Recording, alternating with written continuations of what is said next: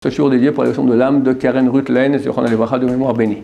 Alors nous sommes en train de parler ici un peu de la mort. Quelqu'un a demandé, a posé la question, Raphaël, c'est pas terrible de mourir. C'est vrai, c'est pas vrai. Rabbi Shimon Shaul, il a dit, son fils m'a dit, qu'il disait, c'est rien mourir. Mourir, c'est passer d'une chambre à l'autre. Par contre, il a dit aussi, qu'est-ce qu'on va dire à Dieu? Dieu qui m'a créé, Dieu qui m'a fait tellement de bien, comme on dit, monsieur, on fait tous les matins, Dieu me fait beaucoup de bienfaits. Qu'est-ce que je fais moi pour lui? Il m'a ordonné les 10 commandements. Les 3 premiers commandements concernent Dieu. Pas faire l'idolâtrie, pas jurer en son nom. Le 4e, commence à parler de moi, Shabbat. J'ai fait Shabbat. Je n'ai pas fait Shabbat. Beaucoup de gens n'ont pas fait Shabbat. Des bons juifs, ils n'ont pas fait Shabbat. C'est dans les 10 commandements. Ils ont dit quoi? Shabbat, c'est un truc des rabbins, tout ça. C'est le 4e des 10 commandements avant tout, avant de ne pas assassiner, avant pas avoir adultère. Avant Shabbat.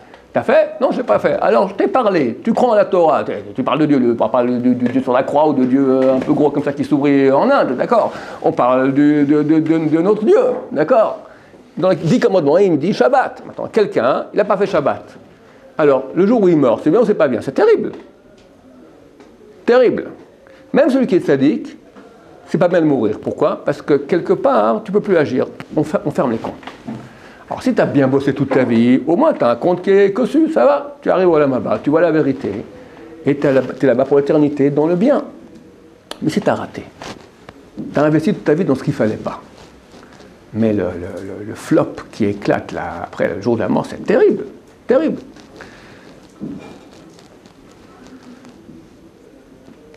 Ça se voit même à la tête du type qui meurt. Alors, je ne veux pas garantir ça, mais je compare un peu ce que je vois comme histoire. J'ai un ami à moi qui est rabbin, qui a fait tchouva, quand il était jeune, son père n'est pas religieux. Et son père est mort subitement. Il m'a dit, il était à l'hôpital, etc., son fils a été le visiter, il est parti, tout le monde l'a appelé à l'hôpital, revenait, le temps qu'il revienne, il était mort. Mais il avait une tête, il a fait une tête que jusqu'aujourd'hui, quand je me souviens, la tête que le fils il a montrée, ça fait encore, genre comme ça, un truc dans Frankenstein, d'accord? La tête du mort, il a dû voir un truc tellement horrible. Dans le Zohar, la Kabbalah, elle dit que, comme dit le jeune homme dans le témoignage dont je vous ai parlé auparavant, hier et aujourd'hui un peu, il a vu l'ange de la mort. Il a dit, j'ai pas tout traduit parce que c'était un peu long, il dit, si la terre est comme ça, lui était grand comme ça, d'accord? Énorme, plein d'yeux, plein de yeux, d'accord? Des yeux partout.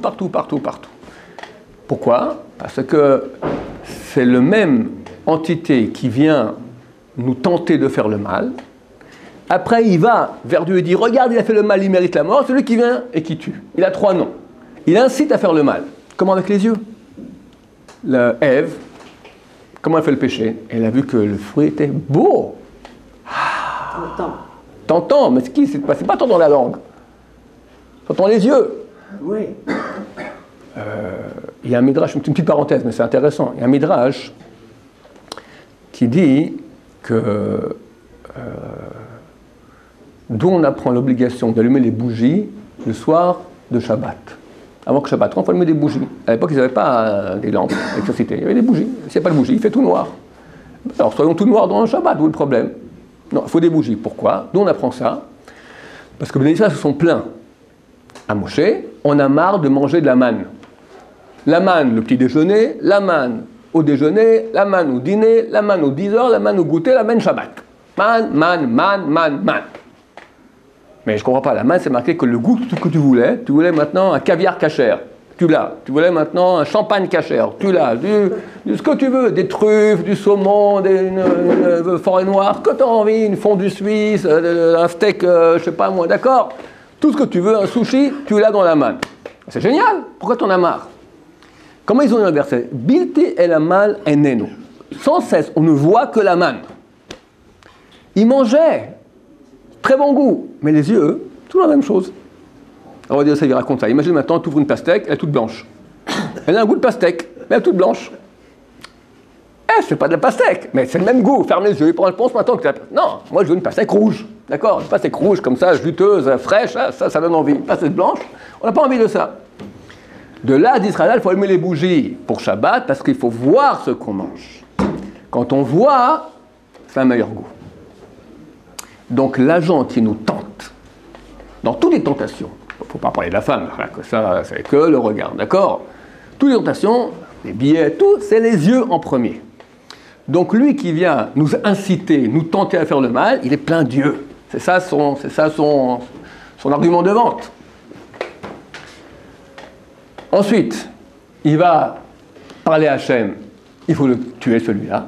Donc il est l'ange accusateur dans le ciel. Après, le troisième nom, ça s'appelle Malach HaMavet, l'ange de la mort. C'est lui qui va nous tuer. Et quand il va nous tuer, c'est terrible. C'est une peur terrible. Encore une autre histoire affreuse. On est parlé sur la mort. J'ai eu la femme, le père de ma tante.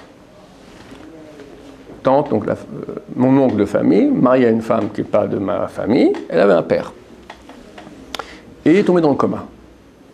C'est des gens non religieux, les enfants, la tante, etc. Ils vont me voir, qu'est-ce qu'on fait? Et les médecins ont dit, il n'y a pas encore beaucoup de temps à vivre, qu'est-ce qu'on fait dans le coma? Je lui dis, oui, tu lui fais Shema Israël. Tu vas à côté, tu fais Shema Israël, Shem Kol Hashem Echad. Maintenant, on sait que les gens dans le coma, on ne les voit pas, mais ils sont là. Et ils savent un peu ce qui se passe. Il est venu me voir tout à coup, il m'a dit, tu ne sais pas ce que ça a fait. Je lui ai fait Shema Israël. Comme c'est tout à coup, il a commencé à trembler, comme ça, à bouger comme ça, et pendant 24 heures après, il est mort. Moi, je me suis dit, ce type-là, il était dans le coma, il croyait, tout va bien. C'est un type bon vivant, hein, la belle Dolce Vita, tout va bien dans le meilleur des mondes. Juif, mais il pratiquait pas trop, même pas bon, un peu cool, quoi. Et il s'imaginait dans le coma, bon, ok, toi, on continue la belle vie. Du coup, il a compris Shema Israël, ça dit, c'est Shema Israël avant la mort. Il a compris qu'il allait mourir. Une peur terrible. Et le Zohar dit que c'est pour ça que c'est pas bien quand il y a quelqu'un qui est agonisant d'être proche des pieds. Parce qu'il parle que l'ange de la mort, il vient par là-bas. C'est-à-dire que l'âme, lentement, elle se rétracte, vous voyez que les membres deviennent de plus en plus froids, se rétracte, l'âme arrive ici, et puis là, tac, elle part. Et c'est marqué qu'à ce moment-là, lorsque l'ange de la mort vient, il donne d'abord, il donne avec son sabre, d'accord, de façon imagée, il met une goutte de poison dans le corps, et l'âme, elle veut absolument sortir, elle porte par la bouche, mais elle se cache par-ci, par-là, etc. Elle veut sortir, c'est terrible. Et il souffre, il est encore vivant. Il sait exactement ce qui va se passer, c'est terrible. Après une deuxième goutte, et là, tac, il part, c'est terrible. C'est spirituel ou Tout est bien sûr spirituel, on ne parle pas de sabre et de petites gouttes, d'accord? C'est tout, bien sûr, le Zohar, il parle que spirituel. Absolument. Maintenant, les tzadikim, comment ils meurent? En souriant, je crois. Alors, j'ai plusieurs histoires. Alors, j'ai lu il y a 2 jours une histoire, celle du beau-père de Rabbi Abba Shaul. Le Rabbi Abba Shaul, donc le grand de la Torah, il avait un beau-père qui s'appelle le Rav Yosef Chaim Shaharabani, qui était fils de Rabbi Yehoshua Shaharabani, qui était Rabbi Yehoshua Shaharabani, un des grands tzadikim il y a 80 ans, un siècle. C'est un type qui jeûnait très souvent Ta'anit Afsaka. C'est quoi Ta'anit Afsaka? Tu fais Souda Shlishit, tu fais Souda Revit, 4e de repas Shabbat, de Shabbat, dans Shabbat. Ah bon? Dans Shabbat. Après, Shabbat sort, tu ne manges pas, ni ne bois, jusqu'au kiddush du Shabbat prochain. 6 fois 24 heures, non-stop. C'est possible. L'oncle de mon gendre, j'ai un gendre, qui avait un oncle, Zechron Livrocha, qui était un ancien espion, très grand dans l'espionnage, puis il a fait tchouva. Il est devenu un super rabbin. Il tue des jours et nuits, il avait un migré dans son salon, très grande pauvreté, et il m'a dit qu'il faisait ça souvent. Jeûner du samedi soir jusqu'au vendredi soir, non-stop. Il m'a dit, dès le mercredi, j'ai les yeux rentrés dans les orbites comme ça. Le mercredi, il se couche, il tient encore le coup. Sans boire, sans boire, sans manger. Baba Saleh a fait ça, Baba Saleh a fait ça, la première fois de sa vie, avant l'âge de 13 ans. Avant l'âge de 13 ans, il a fait ça, Baba Saleh. Et Rav Yehoshua Shaharabani faisait souvent cela. Souvent, j'ai parlé de lui ici. Je racontais que son fils l'a amené au mikvé. Qui l'a amené, c'était lui. Le Rav Israq Abba Shaul m'a raconté ça. C'est le frère de Rabbi Abba Shaul. Il m'a dit qu'il l'a amené au mikvé. Il m'a dit 2 histoires. Que lui, quand il faisait le kiddush du Shabbat, alors il goûtait le vin, c'est le kiddush. À jeun, après 6 jours, tu bois du vin, t'es KO, d'accord. Alors, il goûtait un tout petit peu, et hop, on dit directement un verre de lait d'amande, pour commencer à sustenter. Il faut que lui, il est maigre comme ça. Évidemment, il ne mangeait pas grand-chose. On l'a amené au mikvé. Et oui, les gens avec une sorte de truc blanc comme ça, en train de ta-ta-ta, la barbiche, enfin un peu, ils se lavaient. Il dit, qu'est-ce que c'est? Du savon. Qu'est-ce que c'est? Ben, c'est un truc. À quoi ça sert? Ben, pour se laver. Et pourquoi? Ben, je me lave avec l'eau. Non, mais si on se lave avec l'eau, on sent mauvais. Et respire. Je ne connais pas ce truc-là dont tu me parles, savon. Il savait, parce que la Gemara, elle en parle au pays. Mais il a voulu montrer un peu le moussard. Il respire. Tu m'as dit, comme un petit enfant qui sent bon. Un petit enfant de 1 ou 2 mois, d'accord? Si jamais lavé au savon, Tentez pas le coup, monsieur, voir si vous avez des grands. Il a dit, sachez, c'est les péchés qui font qu'on sente mauvais. C'est un homme tellement propre, tellement sadique, il sentait bon. Sans se laver, qu'à l'eau. Et pourquoi l'eau? Pour le mikvé, pas parce que, voilà. Donc c'est un type qui était extrêmement saint. Maintenant, il est décédé un beau jour, son fils, 20-30 ans plus tard, agonisant, et le Rabbi Nosson Abba est présent. Et son fils, donc le Ephraim Sharabani, explique à Abba Shaul, je veux que tu m'enterres comme ci, comme ça, il lui donne les dernières lois, quoi faire, qui, quoi, comment. Tout à coup, il tourne la terre à gauche, à droite, il commence à dire des mots, comme ça on ne comprend pas ce qu'il dit. Rabbi Nosson Abba Shaul a dit, c'est la famille qui vient le recevoir. Les tzadikim, quand quelqu'un va mourir, et ça arrive aussi, je me souviens même des gens proches de ma famille, ils commencent au bout d'un moment, alors en quoi qu'ils divaguent. Il dit, ah mémé, ça va, ah papa, ah maman, d'accord, en quoi qu'ils divaguent. C'est la famille qui vient le recevoir maintenant. Ils viennent maintenant lui annoncer, ben, on vient de recevoir ton âme. Le fils de ce monsieur qui est agonisant, donc le petit-fils de Rabbi Sharabani, il a dit, je cours à la tombe de mon grand-père, celui qui jeûnait, donc le père de celui qui est en train d'agoniser, d'accord, priez pour que mon père tienne encore le coup. Rabbi Nosson lui dit, non, tu restes ici, ton père est venu ici, il n'est pas sur la tombe, il est là. Le grand-père, il est là maintenant en train de venir prendre l'âme de ton père. Donc reste ici, ne pars pas. Et comme ça, l'âme, elle part avec la shrina, la présence divine vient, et lorsque l'âme du tzaddik, qui toute sa vie a voulu servir l'âme divine, a voulu servir Dieu, la shrina présente, elle voit la shrina qui arrive, alors c'est comme un baiser, ça veut dire que l'âme, elle est happée par amour de la shrina, la présence divine, tac, elle est happée hors du corps, on appelle ça une mort en baiser. La shrina vient, qui se ressemble s'assemble, ton âme qui est divine, qui est pure, je l'aime, l'âme, elle aime Dieu, et hop, ils s'unissent et partent comme ça. Un autre rabbin extraordinaire, j'ai eu la chance d'aller à son enterrement, je failli être écrasé là-bas par les chassidim. Chassidim, ils prennent le corps, comme ça, ils font tout ça. Il y avait une petite rue. Alors, ils venaient en face de moi, une petite rue comme ça, des voitures comme ça. Puis bon, moi, je regarde, je suis encore tout jeune, j'avais 25 ans, d'accord, Batchouva tout frais. Et ils arrivent comme ça, et moi, je reste comme ça. Tout à coup, j'ai fait de même, je m'avais ça, d'accord. Ils passent comme ça, j'étais près de la voiture, j'ai fait comme ça 3-4 tours, sur moi, sans comme ça, d'accord, 3-4, je me retrouve de l'autre côté de la voiture. Ils ont passé, il y avait tellement de pression qu'ils m'ont fait tourner sur moi-même, comme ça, sans rien faire, d'accord, comme tout pis. Vous comprenez ce que je veux dire? Tellement une pression qui passait avec le corps. Bon, ça s'appelle le Hadmor de l'Elov, un chassid qui est un très bon ami de Baba Saleh. Un grand tzaddik, qui lui aussi jeûnait énormément. Il pesait le jour de sa mort 24 kilos. Il a jeûné, lui, ce n'est pas des jeûnes d'une semaine entière, il jeûnait tous les jours. Tous les jours, il jeûnait et mangeait le soir. Comme le ramadan, mais toute sa vie. 50 ans, il a fait ça. 50 ans, il jeûne le jour, mange la nuit. Et quand il mange pas grand-chose. Un homme qui voyait tout, un grand tzaddik. Et comment il est mort? Il était dans son lit. Tout à coup, il est venu tout rouge. 2 larmes. Il a pris sa main, il a fait comme ça. Et voilà. Il a eu le temps de faire un schéma. Voilà, on pensait, il ne pouvait pas tout trop parler. Voilà, oui. penser, tac, et voilà. Et si vous le permettez, quel est le terme qu'on peut employer dans le mot coïncidence, entre guillemets? Est-ce qu'il existe chez nous? Chez nous, ça n'existe pas, coïncidence, voilà, non. c'est pour ça. Non, c'est Dieu qui gère tout, bien sûr. Bien sûr. Non, parce que moi je raconte un fait, par exemple, il y a 15 mois de ça, ma sœur était dans une maison de retraite à Tunis, à La Goulette. Elle était là depuis quelques années, la malheureuse, elle commence à être malvoyante, elle saignait du nez aussi, exactement les mêmes symptômes que j'éprouve maintenant. Refoua Shema. Pardon? Refoua Shema, que Dieu vous envoie une guérison prompte et rapide. Merci beaucoup. J'avais pas entendu, merci. Alors, ceci étant dit, donc, je ne l'avais pas vu pendant quelques années, mais on se téléphonait, bien entendu. Et un beau jour, le directeur de l'Institut me téléphone, dit, écoutez, monsieur Lombroso, votre sœur, elle est très mal, elle est à l'infirmerie maintenant de la maison de retraite, je pense que vous devrez faire un saut, même si vous n'êtes pas en condition physique. Jonathan m'a accompagné à La Goulette, à Tunis. On est arrivé, elle était dans l'infirmerie avec les tubes, tout ça et tout. Et je l'ai regardée, je suis venu avec le directeur, je lui ai dit, je suis un peu gêné, est-ce que je peux m'avancer pour l'embrasser? Il m'a dit, mais c'est sûr.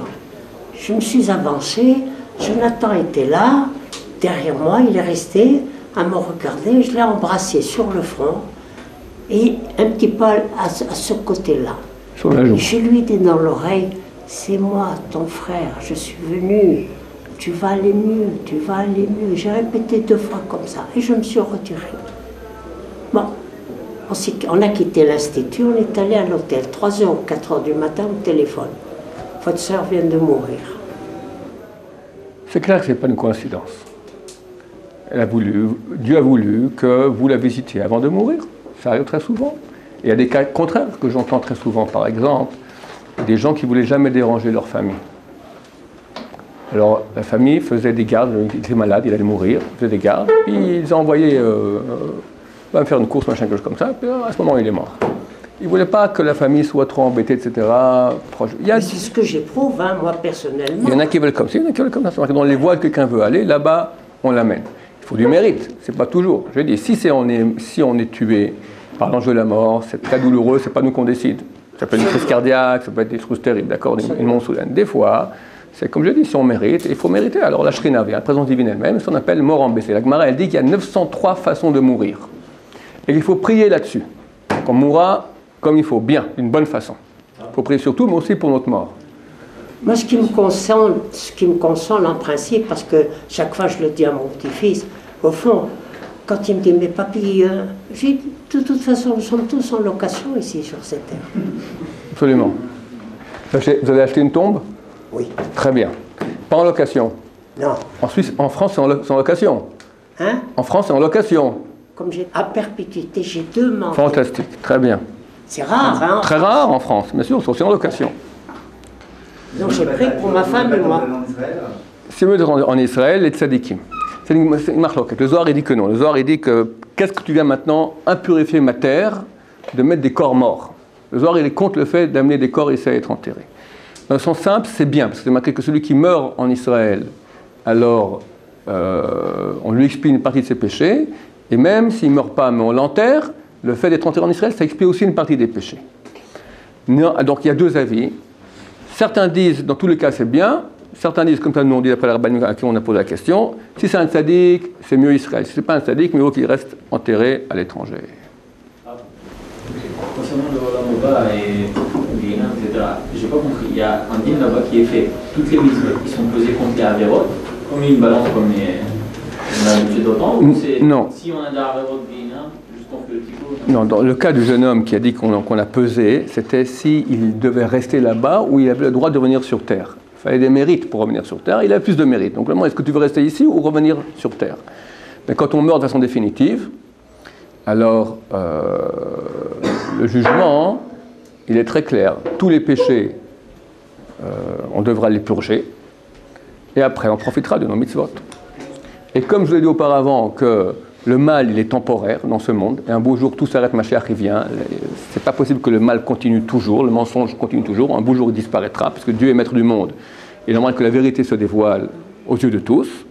Aussi, dans le monde à venir, le mérite des mitzvot, il est éternel. Quand on fait une mitzvah, on fait, je racontais souvent que le mot mitzvah, ce sont les 4 lettres du nom de Dieu. Je ne vais pas répéter ça encore parce que je répète tous les 2 cours. En 2 mots, de façon mystique, on peut expliquer que le mot mitzvah correspond aux 4 lettres du nom de Dieu. Quand on fait une mitzvah, on crée une réalité divine. C'est quoi les 4 lettres du nom de Dieu? Yud, Ke, Vav, Ke, c'est la contraction de Haya ou Éveillé qui était et sera. Éternel. Quand je fais une mitzvah, la plus petite qu'elle soit, je réponds Amen.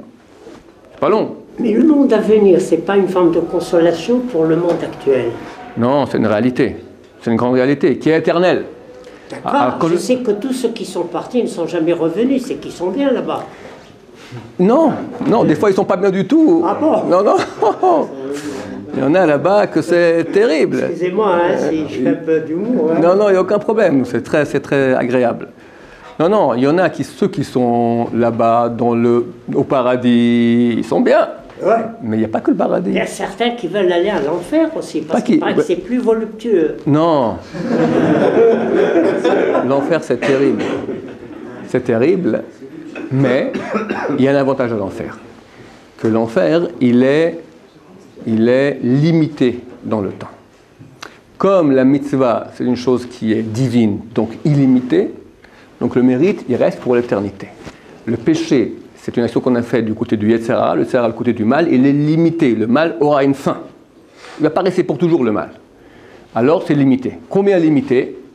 Alors des fois c'est très long. Il y a certaines personnes, d'accord, des grands pécheurs d'Israël, c'est écrit que l'enfer s'arrête. Un beau jour, le directeur de l'enfer dit ok, voilà, la retraite, on ferme l'enfer, on ferme les chalumeaux, tout s'arrête, puis d'enfer, tout le monde sort de l'enfer, paradis. Un jour ça arrivera, après beaucoup de temps. Il y a quelques-uns, non, il y aura encore un endroit en enfer, l'enfer s'arrête, eux continuent. Tout fini, c'est dans des millions d'années, l'enfer a terminé, il n'y aura plus que le site archéologique de l'enfer, d'accord? Non, il y a encore un endroit qui est encore en action. Et alors pour en revenir... Attendez, je finis. Je vous en prie, excusez-moi. Attends, à la fin, et on ne sait pas combien c'est très loin, ça aussi ça s'arrête. Donc, c'est pas que tous ceux qui sont là-bas ne reviennent pas ici parce qu'ils sont bien, il y en a qui sont très mal. La vérité, j'ai entendu dans le cours que j'ai traduit, mais c'est pas ça que je n'ai pas traduit, il raconte l'histoire, pas l'enfant, le rabbin, il raconte l'histoire de quelqu'un qu'on a dû le choix, ou 1h30 d'enfer, ou revenir sur Terre, la réincarnation. Il n'a pas fait revenir sur Terre. C'est comme une erreur colossale, parce que tu reviens sur Terre, tu pourrais décoper bien plus d'enfer après, parce que quand tu reviens ici, tous les jeux, c'est la roulette, hein. Il amène avec lui. D'abord, tout le passif, tout le mauvais penchant qu'il avait, il revient ici, les mêmes épreuves qu'il aura, puis qui dit qu'il va réussir aux endroits où la fois où il a réussi dans la réincarnation passée, c'est pas clair qu'il va réussir de nouveau. Tout revient. Quand Dieu, il est bon, alors il accepte qu'il revienne, par exemple, on va dire ce type-là, hein, il a réussi à ne pas regarder les femmes. Ce qui n'est pas facile, hein. Il s'est beaucoup bossé, je ne regarde pas les femmes, d'accord? Alors, mais il n'a pas eu Lachon Hara. Il doit revenir sur Terre pour réparer. Il dit, mais je reviens sur Terre maintenant, quoi, en 2015 à Paris, c'est mort, pas regarder les femmes. C'est très, très, très, très dur. J'ai déjà bavé pendant 80 ans, ça suffit. Alors, qu'est-ce que je fasse? Tu veux rester ici? Tu as une tache de ta bouche, là, tu es un sourd-muet dans le monde à venir. Qu'est-ce que je fais? On lui dit, ok, tu es un type bien, tu as beaucoup bossé, je te fais un cadeau. Tu reviens sur Terre aveugle. Oh. C'est un grand cadeau. C'est un grand cadeau. Il y en a qui viennent autistes, il y en a qui viennent, tous ceux qui viennent avec des problèmes physiques handicapés, ce sont des très grandes âmes, desquelles on veut ôter le libre arbitre sur un certain... Ils doivent venir réparer quelques petites choses. Mais vu que c'est des très grandes âmes, des grands sadikim, ils ont déjà beaucoup réparé, ça, on leur laisse une sorte de capital garanti, pas besoin de revenir réparer ça. Ça, c'est bon, tout là. Alors comment on peut faire que maintenant le type, il risque pas de pécher avec un de ses organes, alors l'organe ne fonctionne pas. Voilà. Quels sont les outils pour réparer comme... Le fait d'être dans ce monde-là, même respirer dans ce monde, déjà, c'est énorme. Même respirer. C'est ça qui manquait, hein, Goûter de ce monde, déjà, c'est déjà terrible. C'est déjà un grand... Le fait de revenir ici, même en goûter un peu de ce monde-là, par rapport à quand tu es avec Hachem, tu reviens dans ce monde. J'ai eu 2 élèves ici à la Yeshiva qui ont vécu des morts cliniques. Ils m'ont dit, c'est terrible de revenir sur Terre. Ils ne sont pas remis de cela. Qu'est-ce que vous appelez par mort clinique? Ils ont eu un accident au Maroc. Oui. Et il était mort, ça ne marchait plus. Quoi. Le coup de tac, il est revenu. Pendant quelques minutes, il était avec les appareils, d'accord. S'il n'y avait pas les appareils, il mourait. Il est parti là-haut.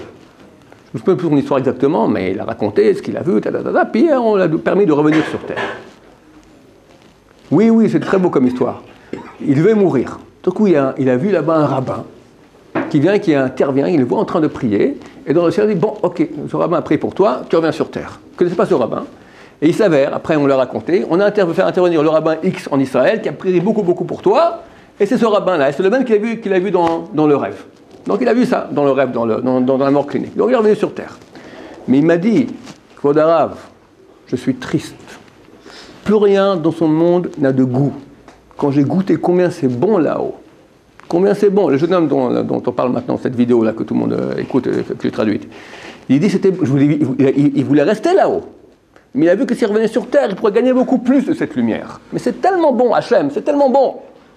Donc il dit, ok, je reviens sur Terre, quitte à quitter momentanément cette bonne lumière pour venir faire des mitzvot. Mais pas tout le monde réfléchit comme ça. Et ces deux personnes, il y en a un autre aussi, le pauvre, il a eu un accident, il avait un œil de verre, un bras enlevé, etc. Et lui aussi, il est parti là-haut. Et aussi, on a dit, tu veux revenir? Il dit, oui, pour mon fils. Il avait le choix de continuer. Il pouvait ou continuer tout droit, il partait, il ne revenait plus, ou on ouvrait une trappe et il redescendait en bas. Il dit, je revenais pour mon fils. On lui a ouvert la trappe, il a une main, tac, il s'est réveillé. Mais il raconte aussi les âmes qui tournent, beaucoup de choses qui sont similaires. Et depuis, il n'est pas bien. Il n'est pas bien parce que c'est tellement bon là-bas. Le monde ici, il est affreux. Donc même revenir dans ce monde-là, en tant qu'autiste, même en tant qu'un légume, d'accord, qui respire, c'est un très très grand tikkun, très grande réparation.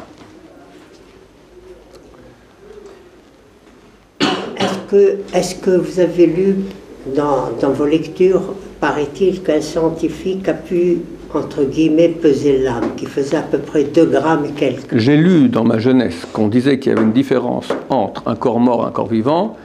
Je sais si c'est 24 grammes ou 2,4 grammes, je ne me souviens plus. 21 grammes. 21 grammes, tu l'as vu toi? Ok. 25 grammes, c'est 21 grammes, ils ont fait un film sur ça aussi. Hein? Bon, voilà. Qu'est-ce que ça signifie? La Torah, elle dit qu'il y a que l'âme, il y a plusieurs parties d'âme. La partie la plus basse, qui est la plus... Il faut comprendre que le mot que nous avons, qu'on appelle physique et métaphysique, oui, c'est dans notre échelle à nous. Le premier homme, lorsqu'il a été créé un être de lumière, qui pour nous, c'est une chose qui s'appelle spirituelle. Le premier homme, avant le péché originel, après qu'il ait péché, c'est marqué que Dieu lui a cousu des habits de peau. C'est quoi ces habits de peau? Alors, un des explications dit, c'est ça, c'est moi, c'est ce corps. C'est de la peau, c'est un habit, c'est pas moi. Auparavant, il existait, mais avec un habit de lumière. Pour nous, invisible, parce que pour nous, c'est spirituel. Mais néanmoins, par rapport à Dieu, quand Dieu crée, ça s'appelle physique. Quand on lit la Torah, Dieu crée un monde physique. Oui, physique pour Dieu, mais pour nous, spirituel. Tout est en relatif. Par rapport à nous aujourd'hui, un ange, c'est une chose spirituelle. Un ange, pour lui, les anges qui sont, il y a 10 degrés d'anges, les anges qui sont plus hauts que lui sont spirituels. L'ange du numéro 4, d'accord? Les anges pour lui, 1, 2, 3, sont des phénomènes physiques. Lui aussi est physique. 5, 6, 7, 8, 9, 10, pour lui c'est spirituel. Tout dépend où on est. Ce qui est au-dessus de nous c'est spirituel, ce qui est plus bas que nous est physique. Nous on est physique. Maintenant, l'âme que nous avons, on a plusieurs âmes. 5 âmes, Nefesh, Ruach, Neshama, Hayechida, et chacune d'entre elles est divisée en 5, qui est divisée en 5, jusqu'à l'éternité, jusqu'à l'infini. Maintenant, la partie la plus basse de notre âme, qui est donc la plus physique du métaphysique, elle repose, elle est en situation de friction comme ça, proche, avec la partie la plus métaphysique de notre être. C'est quoi? C'est 86 millilitres de notre sang. Il y a 86 millilitres de notre sang, qui est dans notre sang, dans les quelques litres que nous avons, il y a 46 millilitres qui sont les parties les plus fines, les plus pures, et c'est à cet endroit qu'il y a la jonction entre les deux. Et il semblerait que cette partie d'âme, si effectivement il y a une différence de poids entre les deux, elle a une petite réalité physique qu'on ne peut pas très bien savoir. Où est la jonction entre physique et métaphysique? Oui, s'il te plaît. Voilà. Vous y croyez, vous, la mort clinique, l'expérience de mort clinique? Oui, bien sûr, il y a eu tellement de témoignages. J'ai 2 élèves à moi qui ont vécu ça, ce n'est pas des gens qui ont blagué. Il me semble avoir entendu que même des non-juifs, donc des chrétiens, ont vécu ces expériences. Oui, j'en ai parlé aujourd'hui à midi. Bah, on ne voyait pas. Ils voyaient la croix. Oui, bien sûr. J'ai expliqué ça, je n'ai pas expliqué ça à tous, c'est bien que tu me poses la question. Aujourd'hui, j'ai fait une petite mise au point, un petit avertissement à propos du cours duquel j'ai parlé hier soir. Oui. Et j'ai dit, c'est pas apprendre à 100%. C'est clair que le jeune homme, il a l'air authentique, et à 15 ans, on ne peut pas jouer une comédie aussi bien. Et c'est clair que lui, tout ce qu'il dit est vrai, il ne ment pas. Mais est-ce que c'est vraiment Dieu qui lui a dit ça, ou peut-être il y a un peu de mensonge? Alors je dis, il faut faire attention. Parce qu'il arrive qu'il y ait des messages. Alors je vais expliquer comment ça se passe. L'âme, elle quitte le corps. Donc nous, quand on rêve, l'âme quitte le corps. Les grands tzadikim, Gaon de Vilna et d'autres, quand ils meurent, quand ils dorment, leur âme va étudier dans les yeshivot d'en haut. Ils reviennent avec des chidushim. Le rabbin qui a présenté le jeune homme de cette vidéo, il donne l'exemple qu'à un moment, à Souda Shishit, le Baal Shem Tov, il s'est assoupi pendant 1 ou 2 minutes. Il dit, t'étais où? J'étais là-haut. Qu'est-ce que tu as vu là-bas? j'ai étudié dans la yeshiva d'en haut. Qu'est-ce qu'on t'a enseigné? Il faudrait 70 ans pour raconter ce que j'ai appris là-bas en 1 minute. Parce que la neshama, elle est infinie. Le gosse, il était 15 minutes là-haut, il revient avec une masse d'informations extraordinaire. Parce que la neshama, elle peut, nous ici, on est limité dans notre conscience, mais la neshama qui est infinie, elle peut recevoir beaucoup plus d'une masse de connaissances. Donc les grands sadikim, quand ils dorment, ils vont étudier dans les yeshivot d'en haut, ils étudient la Torah, une très belle Torah. Il y a ça de Rashbi, il y a yeshiva de Rashi, de Ari Akadosh, plusieurs yeshivot. Nous, qu'on n'est pas à ce niveau-là, notre âme, ça dépend en fonction de ta qualité spirituelle, tu vas plus haut. C'est pour ça que c'est bien d'étudier un peu de Torah avant d'aller dormir, comme ça notre âme, elle monte plus haut. Si tu es un type qui n'est pas trop pur, alors tu vas dans le monde des filles, d'accord? Tu rêves de bombes, etc., et tu as des pollutions nocturnes, des trucs, ça c'est le pire qu'on puisse avoir, d'accord? Si tu es plus sadique, alors tu rêves de dinosaures, tu rêves de bêtises, d'accord? Et plus tu montes, plus ça devient intelligent, tu rêves de sadikim, etc., et à la fin tu peux être dans les yeshivot d'en haut. C'est des différents niveaux. Idem en mort clinique. C'est pas que quand tu meurs, forcément tu vas aller tout dans le monde le plus pur. Tu as des mondes intermédiaires. Plus tu es haut, plus c'est propre. Mais c'est pas totalement propre. Il faut que c'est dans le monde le plus haut. On ne sait pas ce jeune homme-là s'il était dans le monde le plus haut qu'il y a. Tout ce qu'il dit est juste, parce que ce sont des choses qui sont écrites. Les paroles de Chazal, ou la Gemara, ou les prophéties.